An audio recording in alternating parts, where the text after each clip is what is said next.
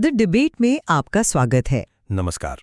आज हम Rhonda burn की काफ़ी चर्चित पुस्तक द मैजिक के कुछ मुख्य विचारों पर विमर्श करने वाले हैं।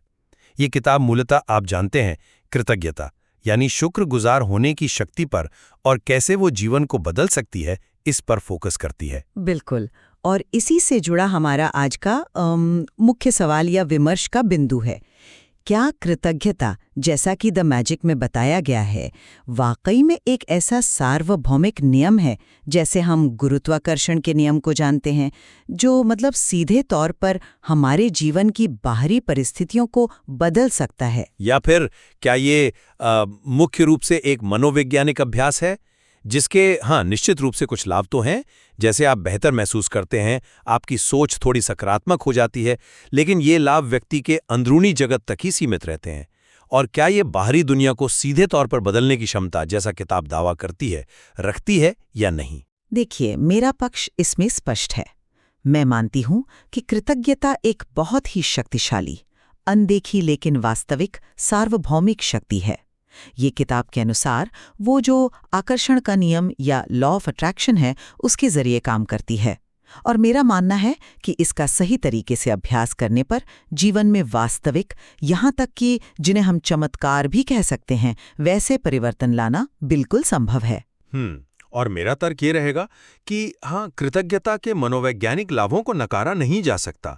ये हमारी मनोदशा सुधार सकती है, मुश्किलों से लड़ने में थोड़ी ताकत दे सकती है, लचीलापन बढ़ा सकती है, ये सब ठीक है। लेकिन ये दावा कि कृतज्ञता भौतिकी के नियमों की तरह एक सार्वभौमिक नियम है जो बाहरी दुनिया को सीधे बदल सकता है, ये मुझे थोड़ा कह सकते हैं अत्यधिक आशावादी लगता है और इसके पीछे कोई ठोस वैज्ञानिक प्रमाण नजर नहीं आता। देखिए, द मैजिक का जो मूल सिद्धांत है वो काफी गहरा है। ये किताब कहती है कि कृतज्ञता वो एक छिपी हुई कुंजी है, वो रहस्य है जिसका जिक्र आप देखेंगे सदियों से अलग अलग पवित्र ग्रंथों और ज्ञान की परंपराओं में मिलता रहा है। ये एक मौलिक नियम पर आधारित है जिसे आकर्षण का नियम कहा जाता है, यानी समान चीजें समान चीजों को आकर्षित करती हैं, लाइक अट्रैक्ट्स लाइक वाली बात। किताब के अनुसार कृतज्ञता सिर्फ एक भावना नहीं है, बल्कि एक ऊर्जा है। जब आप सच्चे दिल से कृतज्ञता के विचार और भावनाएं ब्रह्मांड में भेजते हैं, तो आप एक सकारात्मक ऊर्जा भेज रहे होते हैं, और बदले में आप सकारात्मक चीज़ों को, जैसे कि बेहतर स्वास्थ्य है, आर्थिक समृद्धि है, अच्छे रिश्ते हैं, इनको अपनी ओर आकर्षित करते हैं। किताब इसे न्यूटन के तीसरे नियम से भी जोड़ती है कि हर क्रिया की समान और विपरीत प्रतिक्रिया होती है। यहाँ कृतज्ञता व्यक्त करने की जो क्रिया है, वो प्राप्त करने की प्रतिक्रिया को जन्म देती है। लेखिका रॉन्डा बर्न वो खुद अपनी कहानी बताती हैं कि कैसे उन्होंने कृतज्ञता के अभ्यास से भारी कर्ज से मुक्ति पाई, अपना स्वास्थ्य सुधारा, बिगड़े हुए रिश्तों को संवारा।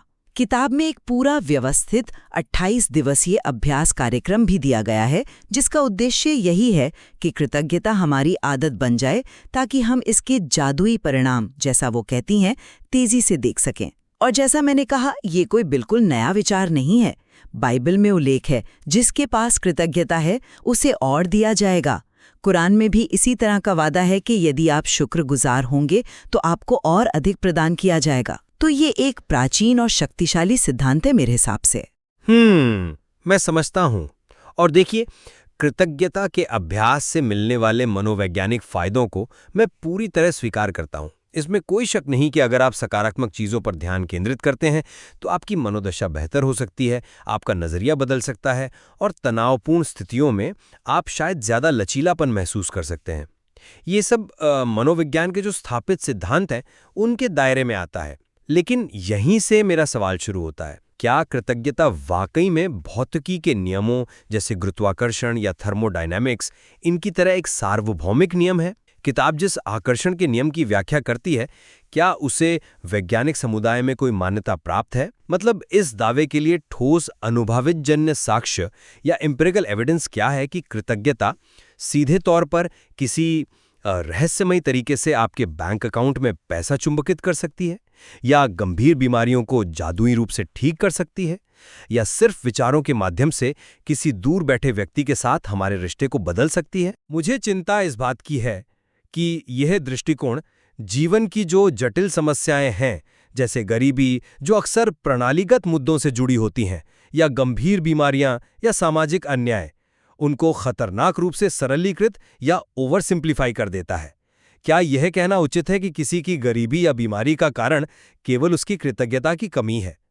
और किताब में जादू, चमत्कार, जादुई छड़ी जैसी शब्दावली का बार बार प्रयोग होता है। क्या ये लोगों में अवास्तविक उम्मीदें नहीं जगाता? एक दिलचस्प विरोधाभास मुझे ये भी लगता है कि पुस्तक में साफ तौर पर एक डिस्क्लेमर दिया गया है कि यह पेशेवर चिकित्सा या वित्तीय सलाह का विकल्प नहीं है। अब अगर कृतज्ञता इतनी ही चमत्कारी और शक्तिशाली है, तो फिर इस डिस्क्लेमर की जरूरत क्यों पड़ती है? ये उसके दावों की सार्वभौमिकता पर एक प्रश्न चिन्ह तो लगाता ही है। मैं समझती हूँ आप वैज्ञानिक प्रमाण और एक स्पष्टीकरण की मांग कर रहे हैं, जो अपनी जगह जायज है, लेकिन इसे सिर्फ मनोवैज्ञानिक चश्मे से देखना मेरे विचार में इसकी वास्तविक क्षमता को कम आंकना है। किताब का तर्क ये नहीं है कि ये मनोविज्ञान नहीं है, बल्कि ये है कि ये मनोविज्ञान से कहीं ज्यादा है। ये एक, जिसे वो कहते हैं, ऊर्जावान सिद्धांत या एनर्जेटिक प्रिंसिपल पर आधारित है। किताब के अनुसार हमारी भावनाएं, खासकर कृतज्ञता की जो तीव्र भावना है, वो एक निश्चित आवृत्ति, एक फ्रीक्वेंसी पर कंपन करती हैं, और ये कंपन एक संकेत की तरह ब्रह्मांड में जाता है और उसी आवृत्ति की सकारात्मक चीजों को हमारी ओर खींचता है, आकर्षित करता है। यही आकर्षण का नियम है। आप जो ऊर्जा भेजते हैं, वैसी ही ऊर्जा आप वापस पाते हैं। न्यूटन के नियम का जो सादृश्य दिया गया है, वो यहाँ क्रिया प्रतिक्रिया के स्तर पर है। आपकी कृतज्ञता की क्रिया ब्रह्मांड से सकारात्मक प्रतिक्रिया को आमंत्रित करती है। उदाहरण के तौर पर किताब में दिए गए अभ्यास जैसे मैजिक रॉक डे 2, जहां आप एक पत्थर चुनते हैं और हर रात उसे हाथ में लेकर दिन की सबसे अच्छी बात के लिए गहरी कृतज्ञता महसूस करते हैं। या फिर मैजिक चेक डे 17, जहां आप एक काल्पनिक चेक पर मनचाही रकम लिखकर उसके मिल जाने की कृतज्ञता पहले से महसूस करते हैं। किताब का दावा है कि ये अभ्यास केवल आपकी सोच को नहीं बदलते, बल्कि आपकी ऊर्जा को बदलते हैं, जिससे बाहरी वास्तविकता प्रभावित होती है। ये सिर्फ अच्छा महसूस करना नहीं है, ये सक्रिय रूप से ब्रह्मांड के साथ एक संवाद स्थापित करना है, एक तरह से। मैं आपकी व्याख्या की सराहना करता हूं कि पुस्तक इसे कैसे प्रस्तुत करती है, एक ऊर्जावान सिद्धांत, आवृत्ति, कंपन। लेकिन समस्या यही है कि ये शब्द वैज्ञानिक शब्दावली से उधार लिए गए लगते हैं, पर उनका उपयोग उस तरह से नहीं होता जैसा विज्ञान में होता है। भावनाओं की आवृत्ति या कृतज्ञता की ऊर्जा को मापने या सत्यापित करने का कोई ज्ञात वैज्ञानिक तरीका कम से कम अभी तक तो नहीं है। जो प्रभाव आप बता रही हैं, क्या उन्हें स्थापित मनोवैज्ञानिक सिद्धांतों से बेहतर नहीं समझाया जा सकता? जैसे मैजिक रॉक का अभ्यास, क्या ये सिलेक्टिव अटेंशन यानी चयनात्मक ध्यान और मेमोरी बायस का उदाहरण नहीं है, जहां आप दिन के अंत में सकारात्मक घटनाओं को याद करने पर मजबूर होते हैं, जिससे आपकी पूरी मनोदशा सुधरती है? या मैजिक चेक या पैसे के लिए कृतज्ञता डे 5, क्या ये लक्ष्य निर्धारण, गोल सेटिंग और मोटिवेशन बढ़ाने का एक तरीका नहीं है, जो शायद आपको पैसे कमाने के लिए ज्यादा सक्रिय बना दे? हटाकर प्रचुरता पर केंद्रित करता है। इन सभी अभ्यासों के लाभ हो सकते हैं, इसमें कोई दो राय नहीं, लेकिन वे व्यक्ति की सोच, उसके फोकस और शायद उसके व्यवहार में बदलाव के माध्यम से आते हुए ज्यादा प्रतीत होते हैं, न कि किसी अदृश्य ऊर्जा के बाहरी दुनिया पर सीधे प्रभाव डालने से। मतलब, क्या मैजिक रॉक सचमुच कुछ आकर्षित करता है, या ये सिर्फ उसे रखने वाले की धारणा, उसके परसेप्शन को बदलता है? इस ऊर्जावान चुंबकत्व के लिए कोई सत्यापन योग्य क्रियाविधि, कोई वेरीफाइबल मैकेनिज्म प्रस्तुत नहीं की गई है। ये विश्वास का मामला ज्यादा लगता है, विज्ञान का कम। लेकिन किताब इस बात पर जोर देती है कि कृतज्ञता का जो अनुप्रयोग है, वो किसी एक क्षेत्र तक सीमित नहीं है। ये सार्वभौमिक है, ये जीवन के हर पहलू पर लागू होती है। आपका स्वास्थ्य हो, आपका करियर, आपके रिश्ते, आपकी आर्थिक स्थिति, यहाँ तक कि आपकी व्यक्तिगत इच्छाएं भी। किताब में जो 28 दिनों के अभ्यास दिए गए हैं, वो हर अलग क्षेत्र को संबोधित करते हैं। जैसे day 7, the magical way out of negativity, नकारात्मकता से निपटने के तरीके सिखाता है। डे 4, मैजिकल हेल्थ, और day 16, magic and miracles in health, पूरी तरह स्वास्थ्य पर केंद्रित हैं। Day 5, magic money, day 9 the money magnet और डे 17 द मैजिक चेक धन को आकर्षित करने पर ध्यान देते हैं। डे 3 मैजिकल रिलेशनशिप्स और day 15 magically heal your relationships रिश्तों को सुधारने के लिए हैं। किताब का दावा यही है कि कृतज्ञता का नियम हर स्थिति में हर व्यक्ति के लिए काम करता है, क्योंकि ये एक मौलिक अंतर्निहित सिद्धांत है। ये सिर्फ अच्छा महसूस करने का नुस्खा नहीं है, बल्कि जीवन में ठोस सकारात्मक परिणाम लाने का एक व्यावहारिक उपकरण है। ये परिस्थितियों को बदलने की क्षमता रखता है, ऐसा किताब का मानना है। हाँ, और यहीं पर मेरी सबसे गंभीर आपत्ति है। क्या ये वाकई हर स्थिति में काम करता है? उन स्थितियों का क्या जो व्यक्ति के नियंत्रण से पूरी तरह बाहर है? मान लीजिए कोई व्यक्ति युद्धग्रस्त क्षेत्र में रह रहा है, या किसी गंभीर जन्मजात बीमारी से पीड़ित है, या फिर पीढ़ियों से चली आ रही गरीबी और प्रणालीगत भेदभाव का शिकार है। क्या ये कहना संवेदनशील या यथार्थवादी है कि वो केवल पर्याप्त कृतज्ञ होकर अपनी स्थिति बदल सकते हैं? क्या यह दृष्टिकोण परोक्ष रूप से पीड़ित को ही उसकी दुर्दशा के लिए जिम्मेदार नहीं ठहराता? कि अगर वे चमत्कार का अनुभव नहीं करते, तो क्या इसका मतलब ये निकाला जाए कि उन्होंने पर्याप्त कृतज्ञता महसूस नहीं की? डे 7 का अभ्यास, किसी नकारात्मक स्थिति में कृतज्ञ होने के लिए 10 बातें खोजना, ये कुछ हद तक उपयोगी हो सकता है शायद, लेकिन क्या ये हमेशा संभव है? या मनोवैज्ञानिक रूप से हमेशा स्वस्थ है? कभी-कभी दुख, क्रोध या निराशा जैसी जो नकारात्मक भावनाएं हैं, उनको स्वीकार करना और उन्हें प्रोसेस करना भी जरूरी होता है, न कि उन्हें जबरदस्ती कृतज्ञता के पर्दे से ढक देना। और हम फिर उसी विरोधाभास पर लौटते हैं। किताब चमत्कारी स्वास्थ्य लाभ का दावा करती है डे 16 में, लेकिन कहती है कि ये चिकित्सा सलाह का विकल्प नहीं है। ये धन को आकर्षित करने का वादा करती है डे 5, 9, 17, लेकिन कहती है वित्तीय सलाह का विकल्प नहीं है। ये सीमाएं क्यों हैं अगर नियम वाकई सार्वभौमिक और अचूक हैं?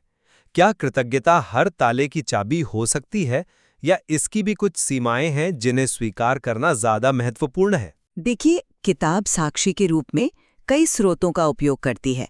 इसमें हाँ लेखिका और अन्य लोगों के व्यक्तिगत अनुभव और परिवर्तन की कहानियां यानी उपाख्यान शामिल हैं, जो दिखाते हैं कि ये सिद्धांत व्यवहार में कैसे काम कर सकता है। ये वास्तविक जीवन के उदाहरण हैं।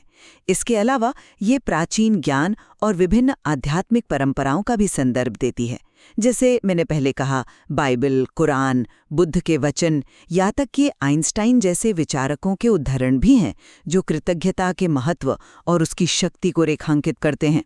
ये दिखाता है कि ये विचार कोई नया नहीं है, बल्कि समय की कसौटी पर खरा उतरा है, ऐसा तर्क दिया जा सकता है। और ये केवल उपाख्यानों या प्राचीन ज्ञान तक ही सीमित नहीं है। डे 3 में रिश्तों पर हुए शोध का जिक्र है, जिसमें जॉन गॉटमैन के काम का हवाला देते हुए एक शिकायत बनाम 10 सकारात्मक टिप्पणियों या आशीर्वाद के अनुपात की बात की गई है। हालांकि किताब इसे सीधे कृतज्ञता से जोड़ती है। डे 16 में स्वास्थ्य पर कृतज्ञता के प्रभावों से संबंधित कुछ वैज्ञानिक अध्ययनों का भी संदर्भ दिया गया है, जैसे तनाव में कमी, प्रतिरक्षा प्रणाली में सुधार, तेजी से ठीक होना और शायद लंबा जीवन। तो ये कहना पूरी तरह सही नहीं होगा कि इसमें केवल उपाख्यान ही हैं। यह व्यक्तिगत अनुभवों, प्राचीन ज्ञान और कुछ हद तक समकालीन शोध के मिश्रण पर आधारित है। मैं मानता हूं कि उपाख्यान शक्तिशाली और प्रेरक हो सकते हैं, इसमें कोई शक नहीं, लेकिन वैज्ञानिक दृष्टिकोण से अगर देखें तो वे सबूत का सबसे कमजोर रूप माने जाते हैं। वे व्यक्तिपरक होते हैं, उन्हें सत्यापित करना मुश्किल होता है, और अक्सर वे पुष्टि पूर्वाग्रह, जिसे कन्फर्मेशन बायस कहते हैं, उससे प्रभावित होते हैं। मतलब हम उन कहानियों को ज्यादा याद रखते हैं और साझा करते हैं जो हमारे पहले से बने विश्वासों का समर्थन करती हैं, और उन मामलों को नज़रअंदाज कर देते हैं जहां शायद जादू काम नहीं आया। जहां तक प्राचीन ग्रंथों और ज्ञानियों के उद्धरणों की बात है, उनका सम्मान किया जाना चाहिए, लेकिन उनकी व्याख्या हमेशा संदर्भ पर निर्भर करती है। उन्हें आधुनिक वैज्ञानिक नियमों के बराबर रखना या उनकी एकदम शाब्दिक व्याख्या करना अक्सर भ्रामक हो सकता है। और जो उद्धृत अध्ययन हैं, जैसे डे 3 या डे 16 वाले, यहाँ थोड़ी सावधानी बरतने की जरूरत है। क्या पुस्तक इन अध्ययनों की एकदम सटीक व्याख्या करती है? क्या ये अध्ययन वास्तव में ये साबित करते हैं कि कृतज्ञता सीधे तौर पर बाहरी दुनिया में जादुई परिवर्तन लाती है, या वे केवल यह दर्शाते हैं कि कृतज्ञता से जुड़े हुए लोग औसतन ज्यादा खुश, स्वस्थ या बेहतर रिश्तों वाले होते हैं? देखिए, सहसंबंध कॉरिलेशन और कारणता कॉजेशन दो बिल्कुल अलग-अलग चीजें हैं। उदाहरण के लिए डे 3 का वो 10.1 अनुपात, क्या ये गॉटमैन के शोध का सटीक प्रतिनिधित्व है? और क्या वो शोध विशेष रूप से कृतज्ञता पर ही केंद्रित था या वो व्यापक सकारात्मकता पर था? और क्या ये कोई कठोर नियम है या बस एक सामान्य अवलोकन? शोध ये दिखा सकता है कि कृतज्ञता फायदेमंद है, मैं इससे इनकार नहीं कर रहा, लेकिन पुस्तक जिस प्रत्यक्ष जादुई कारण कार्य संबंध का दावा करती है, उसे स्थापित करना वैज्ञानिक रूप से बहुत बहुत मुश्किल है। किताब का जो 28 दिवसीय संरचित कार्यक्रम है, उसका उद्देश्य सिर्फ जानकारी देना नहीं है, बल्कि कृतज्ञता को एक आदत, एक जीवन शैली बनाने में मदद करना है। ये एक व्यवस्थित, एक स्ट्रक्चर्ड दृष्टिकोण प्रदान करता है। रोजाना के जो विशिष्ट अभ्यास हैं, जैसे सुबह उठते ही काउंट योर ब्लेसिंग्स डे 1 या दिन भर मैजिक फुटस्टेप्स डे 19 के साथ हर कदम के लिए धन्यवाद देना, या फिर हार्ट मैजिक डे 20 के जरिए किसी इच्छा पर ध्यान केंद्रित करके गहरी कृतज्ञता महसूस करना, ये सब तरीके हैं कृतज्ञता की भावना को गहरा करने के और उसे हमारे रोजमर्रा के जीवन का एक अभिन्न अंग बनाने के। ये संरचना हमें केंद्रित रखती है, हमें रोज अभ्यास करने के लिए प्रेरित करती है, जिससे परिणामों की संभावना किताब के अनुसार बढ़ जाती है। ये एक तरह से कृतज्ञता की मांसपेशी बनाने जैसा है, जिसे नियमित अभ्यास से मजबूत किया जा सकता है। ये अनुशासन विकसित करने और इसे केवल एक क्षणिक भावना से ऊपर उठाकर एक स्थायी गुण बनाने में सहायक हो सकता है। कभी तो काफी समय लेने वाला कार्यक्रम वास्तव में जरूरी है। क्या इसमें यह जोखिम नहीं है कि कृतज्ञता एक और काम, एक परफॉर्मेंस ओरिएंटेड टास्क बन जाए कि हाँ, आज मैंने अपनी कृतज्ञता सूची पूरी कर ली? क्या कृतज्ञता एक स्वाभाविक, दिल से निकली भावना होनी चाहिए या एक दैनिक टू डू लिस्ट का आइटम? कुछ अभ्यासों की प्रकृति पर भी मुझे थोड़ा सवाल उठता है, जैसे जादुई धूल छिड़कना या जादुई छड़ी लहराना। क्या इन्हें केवल प्रतीकात्मक रूपक के तौर पर लेना चाहिए, या क्या पुस्तक ये सुझाव दे रही है कि इनमें कोई शाब्दिक शक्ति है? ये हमेशा बहुत स्पष्ट नहीं होता। मेरा एक और सरोकार ये है कि क्या इस तरह के आंतरिक अभ्यासों पर जरूरत से ज्यादा ध्यान केंद्रित करने से लोग वास्तविक दुनिया की समस्याओं को हल करने के लिए जो जरूरी ठोस कार्यवाही है, उससे विचलित हो सकते हैं? क्या ये एक तरह की जादुई सोच, मैजिकल थिंकिंग को बढ़ावा दे सकता है, जहां व्यक्ति ये मानने लगे कि केवल सकारात्मक सोचने या कृतज्ञ महसूस करने से ही समस्याएं हल हो जाएंगी और उन्हें बाहरी दुनिया में प्रयास करने या बदलाव लाने की जरूरत नहीं है? तो संक्षेप में कहूं तो मेरा पक्ष ये है कि द मैजिक केवल एक सकारात्मक सोच की किताब नहीं है, बल्कि एक शक्तिशाली व्यवहारिक मार्गदर्शिका है। यह हमें सिखाती है कि कृतज्ञता एक वास्तविक, अनदेखी लेकिन प्रभावी सार्वभौमिक शक्ति है और हम सचेत रूप से इसका अभ्यास करके अपने जीवन में बेहतर स्वास्थ्य, अधिक समृद्धि और गहरी खुशी ला सकते हैं। यह मनोविज्ञान से परे है, एक गहरे सिद्धांत पर आधारित है जो ठोस परिणाम दे सकता है, ऐसा मेरा मानना है। और मेरा निष्कर्ष ये है कि कृतज्ञता के मनोवैज्ञानिक लाभों से इनकार नहीं किया जा सकता। ये निश्चित रूप से हमें बेहतर महसूस करा सकती है, हमारा दृष्टिकोण बदल सकती है और हमें अधिक लचीला बना सकती है। ये लाभ वास्तविक और महत्वपूर्ण है, इसमें कोई दो राय नहीं। लेकिन पुस्तक के वे दावे जो कृतज्ञता को बाहरी वास्तविकता को बदलने वाला एक जादुई सार्वभौमिक नियम बताते हैं, वे मुझे अतिरंजित लगते हैं और उन्हें आलोचनात्मक नज़रिए से देखने की ज़रूरत है। मुझे लगता है कि कृतज्ञता के लाभ मुख्य रूप से आंतरिक हैं, हमारी सोच पर, हमारी भावनाओं पर और शायद हमारे व्यवहार पर। बाहरी दुनिया पर सीधा चमत्कारी प्रभाव शायद उतना नहीं है जितना पुस्तक दावा करती है, और इसके लिए विश्वसनीय वैज्ञानिक प्रमाणों का, जैसा मैंने कहा, अभाव है। हाँ, इस बात पर हम शायद सहमत हो सकते हैं कि जीवन के प्रति एक सकारात्मक और आभारी दृष्टिकोण रखना सामान्य रूप से फायदेमंद है। बिल्कुल, लेकिन कृतज्ञता वास्तव में कैसे काम करती है? क्या यह कोई बाहरी नियम है या आंतरिक मनोविज्ञान? और इसकी शक्ति की सीमाएं क्या हैं? इस पर हमारी असहमति स्पष्ट रूप से बनी हुई है। और यही इस विमर्श का उद्देश्य भी था। हम अपने श्रोताओं को प्रोत्साहित करेंगे कि वे दोनों पक्षों के तर्कों पर विचार करें। संभव हो तो स्रोत सामग्री यानी द मैजिक को स्वयं पढ़ें या सुनें और फिर कृतज्ञता की भूमिका और उसके प्रभाव के बारे में अपने स्वयं के सूचित निष्कर्ष निकालें। हाँ, ये निश्चित रूप से एक जटिल और बहुस्तरीय विषय है जिसमें व्यक्तिगत विश्वास, मनोविज्ञान और शायद दर्शन के तत्व भी शामिल हैं। इसमें निश्चित रूप से और अधिक खोज, शोध और विमर्श की काफी गुंजाइश है।